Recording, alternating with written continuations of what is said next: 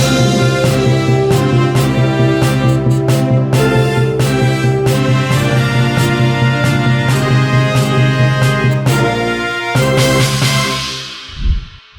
દિવસના ગુજરાત પ્રવાસે કેજરીવાલ આવ્યા છે, જેમાં રાજકોટમાં આજે કિસાન મહાસભા યોજાઈ હતી અને જેમાં કેજરીવાલે કોંગ્રેસ અને ભાજપ ઉપર આકરા પ્રહારો કર્યા છે. નમસ્કાર, હું છું આપની સાથે જાનવી રાજપૂત અને આપનું સ્વાગત છે ન્યૂઝ રિપોર્ટરમાં. આપણી સાથે આજે આ મુદ્દા ઉપર વાત કરવા માટે જોડાયા છીએ જીએસટીવીના વિશિષ્ટ પત્રકાર અનિલ પટેલ. તો સાહેબ, મારો પ્રથમ સવાલ એ છે કે આ કેજરીવાલનો જો પ્રવાસ છે તેને તમે કેવી રીતે જોઈ રહ્યા છો? જાનવી, ખાસ કરીને છેલ્લા અઠવાડિયાથી તો જો તમે વાત કરો તો એક અઠવાડિયા દરમિયાન અનેક ઘટનાઓ ઘટી. સૌથી પહેલાં ગુજરાતના રાજકારણમાં દારૂ અને ડ્રગ્સ, જે રીતે જિગ્નેશ મેવાણીનું નામ આવ્યું અને પટ્ટા ઉતરી જશે, આખું આંદોલન તમામ થશે અને જ્યારે લાગ્યું કે હવે ભાજપ દબાઈ છે, હરસંઘવીની જે વાત છે એની બદનામી થઈ રહી છે અને દારૂ અને ડ્રગ્સ મુદ્દે સરકાર ઘેરાય પછી તમે જુઓ શું થયું. તો કોંગ્રેસના એક વ્યક્તિએ જામનગરની અંદર ગોપાલ ઇટાલિયા ઉપર જૂતું ફેંક્યું અને કીધું કે મેં 2017માં જે ઘટના ઘટી હતી પ્રદીપસિંહ જાડેજાને મારવાની, એનો બદલો લીધો. તો સવાલ આપણે થવું જોઈએ કે એવું તો છે નહીં કે ગોપાલ ઇટાલિયા પહેલી વખત ગયા. 2017 પછી 50થી વધુ વખત ગોપાલ ઇટાલિયાએ જામનગરમાં પ્રવાસ કર્યો હશે. જામનગર સિવાય એની આસપાસ રૂરલમાં પણ એમણે પ્રવાસ કર્યો હતો. તો એ ભાઈ જે ક્ષત્રિય આગેવાન હોવાનો દાવો કરે છે, એ છત્રસિંહ જાડેજા, એમને કેમ ન સૂઝ્યું કે ત્યારે એમની એ જે છે એમને મારે, અથવા કારણ કે પહેલાં તો આમ આદમી પાર્ટીમાં હતા, પહેલાં કોંગ્રેસમાં હતા અને પછી આમ આદમી પાર્ટી ફરી અલગ અલગ પાર્ટીઓમાં તેઓ રહ્યા, એમનું એવું ભૂતકાળ છે, પણ ત્યારે તેમને ન સૂઝ્યું. એટલે મને એવું લાગે છે કે આખું ગિમિક કરીને આ ઘટનાને અંજામ આપવામાં આવી છે, અથવા તો કહું કે એને કરવામાં આવી છે. ગિમિક કેમ કહું છું કે જો ભાજપનો કોઈ કાર્યકર્તા ગોપાલ ઇટાલિયાને જૂતું મારત તો તમને સીધી એવું કહી શકત કે આ ગોપાલ ઇટાલિયાને ભાજપ રોકવા માંગે છે, અથવા ભાજપે ષડયંત્રના ભાગરૂપે આ કર્યું છે. એટલે જેણે પણ કર્યું છે, ભાજપમાંથી કર્યું છે, કોંગ્રેસમાંથી કર્યું છે, એટલે જેણે પણ બુદ્ધિ આપી છે, એમને જાણી જોઈને એવું જ કર્યું છે કે જો કોંગ્રેસનો કોઈ વ્યક્તિ આપે તો જે ડ્રગ્સ અને દારૂ મુદ્દે કોંગ્રેસ અને આમ આદમી પાર્ટીના તમામ નેતાઓ એક થઈને સરકારને ઘેરી રહ્યા હતા, ખાસ કરીને હરસંઘવીને ઘેરી રહ્યા હતા. અને ગોપાલ ઇટાલિયા તો બહુ કડક ભાષામાં અને બહુ ખરાબ ભાષામાં, અને એવા અધિકારીઓ જેઓ સરકારની ચાપલૂસી કરી રહ્યા છે, ભાજપની ચાપલૂસી કરી રહ્યા છે, એ તમામ જે લોકો છે એ તમામ લોકોને તેઓ ભાંડી રહ્યા છે જાહેરમાં, અને પોતાના જે કાર્યક્રમો ગુજરાત જોડો અભિયાન છે એની અંદર તેઓ બોલી રહ્યા હતા અને જમ ખોલીને બોલી રહ્યા હતા. અને એમના સમર્થનમાં તમે ગ્રામ્ય વિસ્તારમાં જુઓ તો મોટી સંખ્યામાં લોકો પણ આવી રહ્યા હતા. એટલે એ મુદ્દો પકડાઈ રહ્યો હતો ગામડાઓમાં, ગ્રામીણ વિસ્તારોમાં, ઇવન શહેરોમાં પણ ઠેર ઠેર દારૂ ઉપર જનતા રેડ થઈ રહી હતી, એના કારણે સરકારની બદનામી થઈ રહી હતી. ઇવન પોતે હરસંઘવીનું જે વિધાનસભા ક્ષેત્ર છે એની અંદર દારૂની વાત આવી, ઘાટલોડિયામાં જ્યાં સીએમની જે વિધાનસભા ક્ષેત્ર છે એની અંદર દારૂની વાત આવી રહી હતી, આખા ગુજરાતમાં ક્યાં દારૂ નથી વેચાતો એવી વસ્તુઓ સામે આવી રહી હતી. એટલે સરકારને એવું લાગ્યું હશે, હું માનું છું, લાગ્યું હશે, નથી લાગ્યું હશે ખબર નથી, કારણ કે સરકાર 30 વર્ષથી ભાજપ છે, દારૂ વેચાય છે એ પણ નકરી સત્ય છે. અને તમે ફોન કરો ને તમને દારૂ મળી જાય એ પણ હકીકત છે, એવું કહેવામાં આવે છે. મેં નથી મંગાવ્યું, પણ તમને થશે કે આ કેમ આવું કહે છે કે ફોન કરો, પણ લોકો એવું કહે છે, જાહેરમાં એવું કહે છે કે તમે ફોન કરો એટલે તમે જે બ્રાન્ડ માંગો તમને મળી રહે. એ મુદ્દાથી સરકાર ઘેરાઈ હતી. છેક પીએમઓ સુધી આ મુદ્દે ફરિયાદ પણ થઈ હતી કે આ મુદ્દે સરકાર ઘેરાઈ રહી છે. અને એની અંદર ભૂપેન્દ્ર પટેલ કરતાં તમે જુઓ તો હરસંઘવીનું નામ છે વધારે ખરડાઈ રહ્યું હતું, કારણ કે પોલીસનું સ્વતંત્ર હવાલે એમની પાસે છે ગૃહ વિભાગનું. એટલે મને એવું લાગે છે કે જાણી જોઈને એવું કારસ્તાન અથવા તો એવું ષડયંત્ર રચવામાં આવ્યું હશે કે જો કોંગ્રેસનો કોઈ વ્યક્તિ મારે તો કોંગ્રેસ અને આમ આદમી પાર્ટી અંદરો અંદર લડે અને આમ મુદ્દામાંથી ભાજપ છે એ શિફ્ટ નહીં, એને પાસ મળી જાય, એ આરામથી નીકળી શકે. પણ તમે જુઓ એની અંદર કે જિગ્નેશ મેવાણીએ તાત્કાલિક એ ટ્વીટ કર્યું અને દુઃખ વ્યક્ત કરી દીધું, પણ હવે રાજનીતિ કરવાની છે આમ આદમી પાર્ટીને, તો સ્વાભાવિક છે એણે હવે કોંગ્રેસ અને ભાજપ બંનેને લીધા, કારણ કે ગોપાલ ઇટાલિયાએ સ્પષ્ટપણે એ વાત કીધું કે પોલીસ એ વ્યક્તિને લઈને આવી હતી. સ્વાભાવિક છે, ત્યાં વિડીયોમાં પણ દેખાય છે કે જૂતા ફેંક્યા પછી જ્યારે હુમલો થાય છે ત્યારે પોલીસ તાત્કાલિક આવી જાય છે. સામાન્ય ઘટનામાં આવું બનતું નથી, પોલીસને 2-5 મિનિટ લાગે અને હિન્દી ફિલ્મોમાં તો તમે જોયું છે કે બધી ઘટના પતી જાય એટલે પોલીસ આવતી હોય છે. ગુજરાતની પોલીસ આ ઘટનામાં એકઠી કહેવાય. આમ તો બહુ ચૂઝી હોય છે ગુજરાત પોલીસ. એને લાગે તો બધી વસ્તુઓ થાય અને એને ન લાગે તો કોઈ ફરિયાદ ના થાય. તમે જુઓ એની અંદર ગોપાલ ઇટાલિયાએ એને શું કીધું કે હું એને માફ કરું છું, પણ પોલીસ તરફથી કોઈ ફરિયાદ ન થઈ. સવાલ ગોપાલ ઇટાલિયાએ પણ ઉઠાવ્યો છે કે શું હર્ષ સંઘવીના જૂતું પડત, કે શું પીએમ મોદી ઉપર આ જૂતું પડત, કે સીએમ ઉપર પડત, કે કોઈ મંત્રી ઉપર પડત, કે ભાજપના કોઈ મોટા નેતા ઉપર પડત, કે પછી પ્રદેશ પ્રમુખ ઉપર પડત, કે રાષ્ટ્રીય પ્રમુખ, તો શું પોલીસ એમને છોડી દે? તો મને મારો જવાબ છે કદાચ ના. એટલા માટે ના છોડત કારણ કે એમને પોતાનો નંબર વધારવાનો હોય કે જો સાહેબ મેં કાર્યવાહી કરી, અને અનેક અધિકારીઓ સામે અત્યારે કાર્યવાહી થઈ રહી છે. એ ઉત્તમ ઉદાહરણ છે એનું કે આ રીતનું થઈ રહ્યું છે. હવે વાત એ છે કે આજે કેજરીવાલ આવ્યા. કેજરીવાલે કોંગ્રેસ અને ભાજપ બંને ઉપર જોરદાર એનો પ્રહારો કર્યા. એમાં ભીડ પણ ખાસી હતી, એનો પ્રભાવ પણ જોવા મળી રહ્યું છે. અને આવતીકાલે તેઓ બોટાદ જેલમાં પણ જવાના છે. અને ભાવનગર જેલમાં જઈને તેઓ સેન્ટ્રલ જેલમાં, ભાવનગર જેલમાં જઈને તેઓ બંનેને મળવાના છે. એટલે કે રાજુ કરપડાને અને જે પ્રવીણ રાજ છે એમની પોતાની રાજનીતિ છે. જો એમને ખબર છે કે હળદળમાં જે ઘટના થઈ બોટાદમાં એને ટ્રિગર કરવાવાળા આમ આદમી પાર્ટી હતી. કોંગ્રેસ એમાં પાછળથી જોડાઈ. કોંગ્રેસમાં એટલો એનું યોજના સારી ન રહી કે તો પછી એવું કહું કે એણે પદયાત્રા કરી, આક્રોશ યાત્રા કરી, લોકો એટલા જોડાયા નહીં. પણ આમ આદમી પાર્ટી છે એની અંદર લોકો જોડાઈ રહ્યા છે. હવે આમ આદમી પાર્ટીને લાગે છે કે 2027માં જો તમારે જીતવું હોય તો ખેડૂતોના મુદ્દાઓને, અને એટલા માટે જ જુઓ કેજરીવાલે જે ખેડૂતોને માર પડી હતી અથવા અત્યારના ભોગ બન્યા હતા પોલીસના, સીધી ભાષામાં કહીએ તો, એ લોકોને ત્યાં વિરદાવ્યા. રીઝન છે કે સમગ્ર ખેડૂત સમાજને એક મેસેજ આપવાનો પ્રયત્ન છે કે જો અમારી સાથે રહેશો અથવા તો અમે તમારી સાથે છીએ આવી જ્યારે સરકાર તમારી જોડે અત્યાચાર કરશે. એટલે એ દૃષ્ટિએ જો હું તમને વાત કરું જાણવી તો નિશ્ચિત એક મોટું પડકાર જે છે ધીરે ધીરે આમ આદમી જે છે એ બની રહી છે ભાજપ માટે. અને આજની સભાની જો હું વાત કરું તો નિશ્ચિત છે સફળ માની શકાય. જે પણ રાજનીતિ હોય, પણ આજની સભા અને 2 દિવસની કેજરીવાલની જે ગુજરાત પ્રવાસ છે એ મને લાગે છે સફળ છે. એ ભાજપની ચિંતા કરવાની જરૂર પડશે આનાથી. તો સાહેબ, હવે તમને શું લાગે છે કે ગુજરાતની જે મૂળ રાજનીતિ છે તે તેના મૂળ મુદ્દા પરથી ભટકીને અલગ દિશામાં જઈ રહી છે? તમે જુઓ, આમ આદમી પાર્ટીના નેતાઓ હંમેશા કહે છે ભૂખ, ભય અને ભ્રષ્ટાચાર. એટલે ભાજપની રાજની અંદર ભૂખ બી છે. લોકો ઉદાહરણ આપते છે, ખાસ કરીને અંકલેશ્વરની ઘટના, સુરતની ઘટનામાં એક પિતાએ કઈ રીતે એની દીકરી મૃત થઈ જાય છે, એ પરિવાર જતો રહે છે કારણ કે એની પાસે ટ્રાન્સપોર્ટેશનના, જે બોડી લઈ જવા માટે ટ્રાન્સપોર્ટેશનના પૈસા નથી હોતા. આદિવાસી વિસ્તાર અને ગરીબ વિસ્તારોની આ હાલત છે. એટલે એ મુદ્દો પ્લસ ખેડૂતોનો મુદ્દો, એ મુદ્દો મહત્વનો હોવો જોઈએ. પણ જુઓ તમે મુદ્દાઓ શું ચાલે છે, તો દારૂ જુગારનો અડ્ડો છે એ મહત્વપૂર્ણ મુદ્દો છે. એ મુદ્દાને લઈને કઈ રીતે જે કોંગ્રેસ છે કે અન્ય લોકો છે લઈ જવા માંગે છે. હજુ 2027ની ચૂંટણી આવવાની બાકી છે જાનવી. એટલે સ્વાભાવિક છે કે જે રીતે મુદ્દાઓ બદલાતા રહેશે. અને હિન્દુ મુસ્લિમના મુદ્દાઓ તમે જોજો, આગામી દિવસોમાં હિન્દુ મુસ્લિમના મુદ્દાઓ આવશે. હવે પશ્ચિમ બંગાળમાં બાબરી મસ્જિદ બની રહી છે તો એના મુદ્દાઓ લઈને આવશે. એવી કોઈ મુદ્દો જે હિન્દુ મુસ્લિમ રિલેટેડ હશે એ મુદ્દાઓ તમે જોજો એની અંદર આવશે. પછી એવું કહેશે કે પીએમ મોદીની માને આવું કીધું, કોઈ આવું કીધું. એટલે શરૂઆત થઈ ગઈ છે. તમે જુઓ અત્યારે જ્યારે જિગ્નેશ મેવાણીની વાત થઈ હતી ત્યારે જિગ્નેશ મેવાણી વિરુદ્ધ, પીએમ મોદી વિરુદ્ધ આવું કર્યું. ઠેર ઠેર બીજેપીએ પોતાની રીતે જે આંદોલન છે એ કરવાનો પ્રયત્ન કર્યો, પણ એ મુદ્દો સફળ થયો નહીં. પણ મૂળ મુદ્દો શું છે ગુજરાતનો? તો તમારી બેરોજગારી તમારો મૂળ મુદ્દો છે. ખેડૂતોને યોગ્ય વળતર, યોગ્ય ભાવ નથી મળી રહ્યા, એ મુદ્દો છે. મુદ્દો એ પણ છે કે શિક્ષણ જે છે એ પ્રોપર નથી મળી રહ્યું, અને બીજું જ્યાં મળી રહ્યું છે ત્યાં જે ઇન્ફ્રાસ્ટ્રક્ચર છે એ સારી નથી. હેલ્થ વ્યવસ્થા તમારી સૌથી ખરાબ સ્થિતિમાં છે. શાળાઓમાં તમે જુઓ તો બાળકો નથી, અને મોંઘી ધીરે ધીરે ખાનગીકરણ તરફ જઈ રહ્યું છે. એટલે આ 4-5 મુદ્દાઓ મહત્વના હોવો જોઈએ. પણ અત્યારે તમે જુઓ, મોંઘવારીની તમે વાત કરો તો કોઈ મોંઘવારીની વાત નથી કરતો.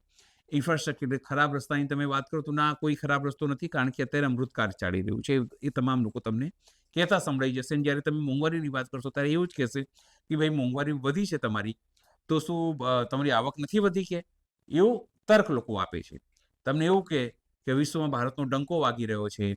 જો પુતિન આયા, આ આયા, તે આયા, બધી વસ્તુઓ તમને કહેશે, પણ તમને એવું કોઈ કે ભાઈ ટ્રમ્પના શપથ વિધિમાં જ નહોતા બોલાયા. ભારત પાકિસ્તાનની જ્યારે જે સર્જિકલ સ્ટ્રાઇક જેવું કે સૈનિક સંઘર્ષ થયું, એમાં જે ડોક્યુમેન્ટ અમેરિકામાં રજૂ થયા, એના સેન્ટરમાં રજૂ થયા, તો એવું કહેવામાં આવ્યું કે પાકિસ્તાન જીત્યું છે. તમે સમજો, અત્યારે સંસદનું સત્ર ચાલે છે, એની અંદર પણ અલગ અલગ વસ્તુ, અલગ અલગ બાબતોને લઈને ચર્ચાઓ થઈ રહી છે. પણ મૂળ મુદ્દો જે છે એ શું છે કે જ્યારે એક ગરીબ માણસ કમાય અને છેલ્લે મહિને એના ગજવામાં કંઈ પૈસા વધે, એક બાળકોને સારી રીતે ભણાવી શકે, બીમાર થાય તો એને સારી શિક્ષા મળી, સારી હોસ્પિટાલિટી એને મળે આરોગ્યની, એના બાળકો જે છે એને સસ્તામાં એજ્યુકેશન મળી શકે, અને ક્યારેક પોલીસ ન્યાય વ્યવસ્થા થાય તો એને બધું સરળતા મળે. પણ શું આ કંઈ વ્યવસ્થા થાય છે? તો મને લાગે છે ગુજરાતમાં આ જવાબ ના છે. ગુજરાતમાં નહીં, લગભગ તમામ દેશના રાજ્યોમાં, પછી કોંગ્રેસની શાસનની વાત હોય કે પછી ભાજપની શાસનની વાત હોય, પણ મૂળ મુદ્દો એ છે કે હવે ધીરે ધીરે મુદ્દો જે છે એ સિંક્રોનાઇઝ થતું તમને દેખાશે, કે ક્યાંક જૂતાની વાત આવશે તો ક્યાંક બીજી ત્રીજી વાતો આવશે, પણ મૂળ મુદ્દો અત્યારે પણ એ જ છે કે ભ્રષ્ટાચાર, મૂળ મુદ્દો છે દારૂબંધી, મૂળ મુદ્દો છે સસ્તી જે એજ્યુકેશન, આરોગ્ય. પણ આ કોઈ મુદ્દો છે જે તમે જુઓ, કોંગ્રેસ કે બીજેપી ભાષણોમાં, કોંગ્રેસ કે આમ આદમી પાર્ટી ભાષણોમાં કહે છે, પણ શું એ મુદ્દે એમને વોટ મળશે? એક મોટો સવાલ છે. કારણ કે મને નથી લાગતું કે ગુજરાતમાં કે બીજી જગ્યાએ હવે સારી રીતે, એટલે કે મૂળ મુદ્દો બેરોજગારી ઉપર કોઈ જે છે મત આપતું હોય. કારણ કે જો રોજગારી ઉપર કે પછી ખેડૂતોના ભાવ ઉપર કે આના ઉપર જ જો મતો મળવાના હોત, તો બિહારમાં આપણે જોઈ શકીએ છીએ. બિહારની સ્થિતિ બહુ સારી નથી, પણ નથી ત્યાં બીજેપી બહુ સારી જે માર્જિનથી ત્યાં જીતી છે. એટલે મને નથી લાગતું કે હવે બહુ મૂળ મુદ્દાઓ જે છે એ ચાલશે. પણ અલગ અલગ જે મુદ્દાઓ છે, સામાન્ય ભાવનાત્મક મુદ્દાઓ છે, એના ઉપર મને લાગે છે કે હવે ધીરે ધીરે સમગ્ર જે મુદ્દાઓ છે, સમગ્ર ઇલેક્શનની વાતો છે, એને લઈ જવાનો પ્રયત્ન થશે. તો હવે તમને શું લાગે છે કે જે ગોપાલ ઇટાલિયાને જૂતું મારનાર વ્યક્તિ હતો છત્રપાલસિંહ જાડેજા, એના સામે કોંગ્રેસે કેમ પગલાં નથી લીધા? તમે જુઓ, કોંગ્રેસના સૌથી પહેલા નેતાએ કોણે રિએક્શન આપ્યું? દુઃખની વાત છે, સ્વાભાવિક છે, જિગ્નેશ મેવાણી. પણ બીજા કોઈએ આપ્યું? તો મને લાગે છે જવાબ છે ના. કેમ?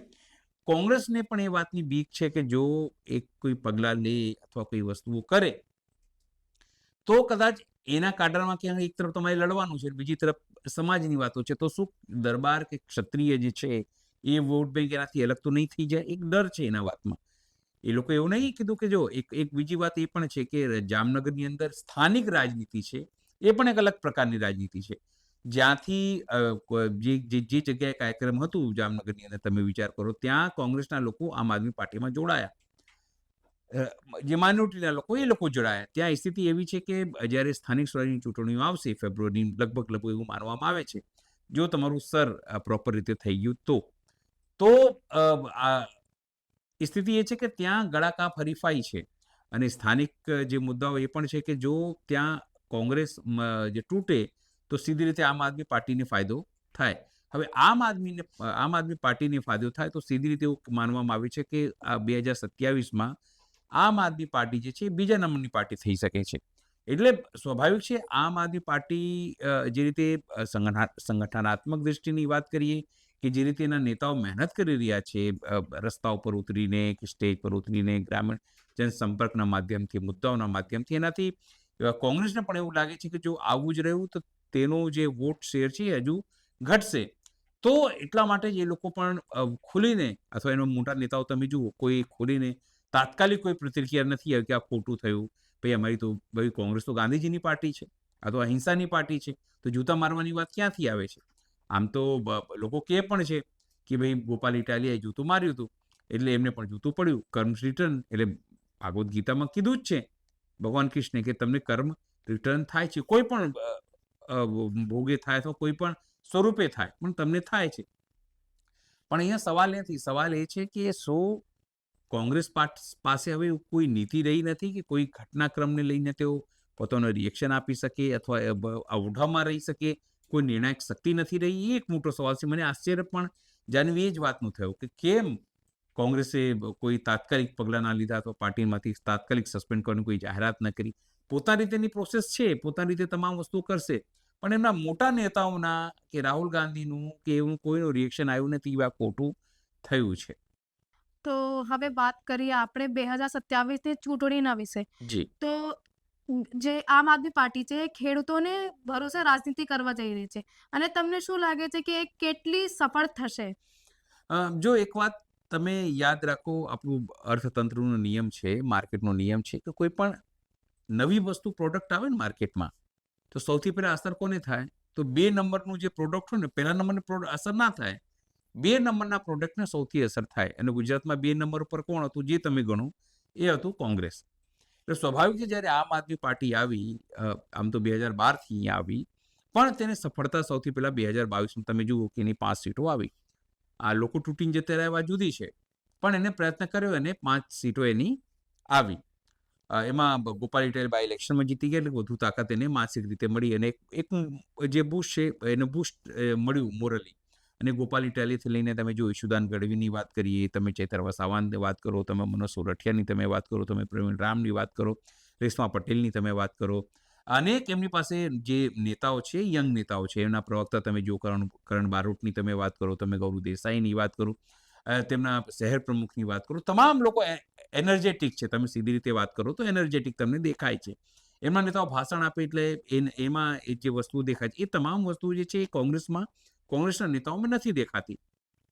કોંગ્રેસના અંતર્દ્વંદો, કોંગ્રેસના જૂથબંધીઓ, એવું નથી હું કહેતો કે ભાજપમાં નહીં હોય કે આમ આદમી પાર્ટીમાં નહીં હોય, પણ કોંગ્રેસમાં આ બધું આંખે ઉડીને વળગે છે, તમને દેખાય છે કે આ તમામ વસ્તુઓ આ થઈ રહી છે. તો એને અટકાવવા માટે શું? તો એને અટકાવવા માટે એમની પાસે કોઈ રોડમેપ નથી. એટલે એવું લાગે છે કે કમસે કમ આમ આદમી પાર્ટી ગ્રાઉન્ડ ઉપર દેખાય છે, ઓછા લોકો છે, પણ કહેવાય કે હંગામો કરે છે, પોતાની ઉપસ્થિતિ સોશિયલ મીડિયાથી લઈને મેઇન સ્ટ્રીમ મીડિયામાં પણ નોંધાવે છે.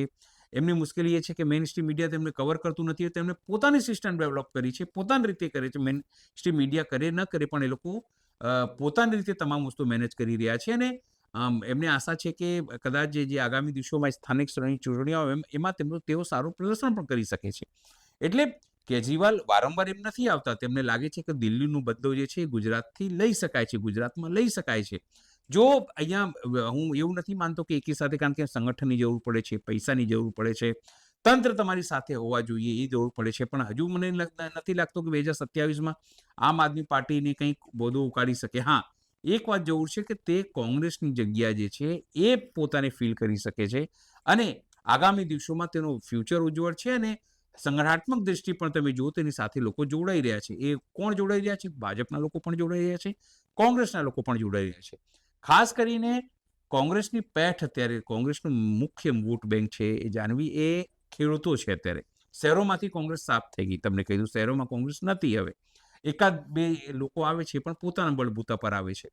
પણ કોંગ્રેસનું તમે જુઓ સંગઠન દ્રષ્ટિએ તો કોંગ્રેસ ખતમ, કોંગ્રેસ પાસે કંઈ નથી. તો એની જ એ વાત આમ આદમી પાર્ટીને પણ ખબર છે કે અત્યારે શહેરોમાં આપણે ફાઈ નહીં શકીએ, તો ક્યાંથી સ્થિતિ સુધારી શકીએ? તો આપણે કોંગ્રેસને પતાવીને એની જગ્યાએ પોતાને એસ્ટેબ્લિશ કરી શકીએ. અને એટલા માટે તેઓ ખેડૂતો ઉપર વધુ ધ્યાન ફોકસ કરી રહ્યા છે અને એમને સફળતા મળી પણ છે. એમના જે 2 મોટા નેતાઓની વાત કરી, પ્રવીણ રામ અને રાજુ કરપડા, એ લોકો જેલમાં પણ છે અને એનો લાભ તેઓ જે છે એ લેવાનો પૂરેપૂરો પ્રયત્ન કરી રહ્યા છે. અને એટલા માટે જ તમે જો અરવિંદ કેજરીવાલ સેન્ટ્રલ જેલમાં મળવા માટે જવાના છે, એની મંજૂરી માંગવામાં આવી છે. જો કદાચ મળવા એમને નહીં દેવામાં આવે તો પણ એના માટે પ્લસ પોઈન્ટ છે, જો મળવા દેવામાં આવશે તો પણ એના માટે પ્લસ છે. એટલે 2027 માટે હું નથી કહેતો કે ભાજપ કમજોર છે કે કોંગ્રેસ કમજોર છે, પણ આમ આદમી પાર્ટી ગ્રાઉન્ડ ઉપર મહેનત કરતી તમને દેખાય છે. અને એક સ્ટેપ પછી એક સ્ટેપ તેઓ સોશિયલ મીડિયામાં તમે જુઓ, તો મેઇન સ્ટ્રીમ મીડિયામાં જુઓ, બીજી ત્રીજી રીતે કોઈ પણ રીતે પોતાની ઉપસ્થિતિ તેઓ નોંધાવી રહ્યા છે. તો ગુજરાતમાં બધી તમામ જે રાજનીતિ ચાલી રહી છે એના અસર અને એના વચ્ચે ભાજપની શું પરિસ્થિતિ છે? જો તમને કહી દઉં, કાલે જ કે પરમ દિવસે જ તમે જુઓ જે રીતે ખોડલધામની અંદર તમામ નેતાઓ, આખી સરકાર ખોડલધામ ગઈ, સીએમથી લઈને તમામ. એની પહેલાં એચએમ જઈ ચૂક્યા હતા ત્યાં. હવે ત્યાં જઈને એમને મોટું કામ શું કર્યું? એમને ખબર હતી કે સૌરાષ્ટ્રની અંદર જો નુકસાન થઈ શકે, ત્યાં જૂથબંધી સૌથી વધારે છે. ત્યાં લેવા પાટીદારોમાં પણ તમે જુઓ, જયેશ રાદડીની વાત હોય કે પછી નરેશ પટેલની વાત હોય, એ બંનેમાં જૂથ છે, એના કારણે નુકસાન થઈ શકે છે. ગોંડલથી લઈને જે આખી રાજનીતિ છે એમાં નુકસાન થઈ શકે છે. તો ત્યાં આખી સરકારે જઈને બંને વચ્ચે પેચઅપ કરાવ્યું. એટલે કે નરેશ પટેલ અને સીધી રીતે વાત કરીએ તો જયેશ રાદડિયા વચ્ચે. કેમ? એમને ખબર છે કે ફ્યુચરની અંદર જે છે એ નરેશ પટેલ તેમના માટે સૌરાષ્ટ્રના વિજય રૂપાણી સાબિત થઈ શકે છે. નરેશ પટેલને કદાચ સીએમ પદ પણ ઓફર કરવામાં આવી શકે છે કે ભાઈ તમે સીએમ એક વખત બની જાઓ, અમને વાંધો નથી. કારણ કે ગુજરાત તો ભાજપ માટે, અને ખાસ કરીને હું કહું છું કે વડાપ્રધાન નરેન્દ્ર મોદી અને ગૃહમંત્રી અમિત શાહ માટે આ બિગ બોસના ઘર જેવું છે. જેને ઈચ્છે એને એન્ટ્રી આપે, જેને ઈચ્છે એને એક્ઝિટ આપી, જેને ઈચ્છે એને વાઇલ્ડ કાર્ડ એન્ટ્રી પણ આપી શકે છે. એટલે ગુજરાત માટે કોઈ સમસ્યા નથી. પણ જે રીતે પોતાની રીતે લોબિંગ થઈ રહી છે, અલગ અલગ રીતે, જે રીતે આખું તમે જુઓ તો હર્ષ સંઘવીની લોબી અલગ રીતે ચાલે છે. તમે જુઓ તો શંકર ચૌધરી છે એ સૌરાષ્ટ્ર તે બનાસકાંઠાને એ બાજુની જે લોબી છે પોતાની રીતે અલગ ચલાવી રહ્યા છે. ભૂપેન્દ્ર પટેલ છે એ કહેવાય કે સીધી ગાય જેવા છે. એ સીધા ગાય જેવા એટલે ન મારે એવા માસ્તર જે ન મારે ન ભણાવે. એટલે સ્વાભાવિક છે કે આ તમામ વચ્ચે સંગઠનની અંદર અલગ અલગ રીતે જ્યારથી જગદીશ વિશ્વકર્મા આવ્યા છે અને તેઓએ સી.આર. પાટીલના જે પણ લોકો હતા તેમને સાઇડ ટ્રેક કરવાની શરૂઆત કરી છે.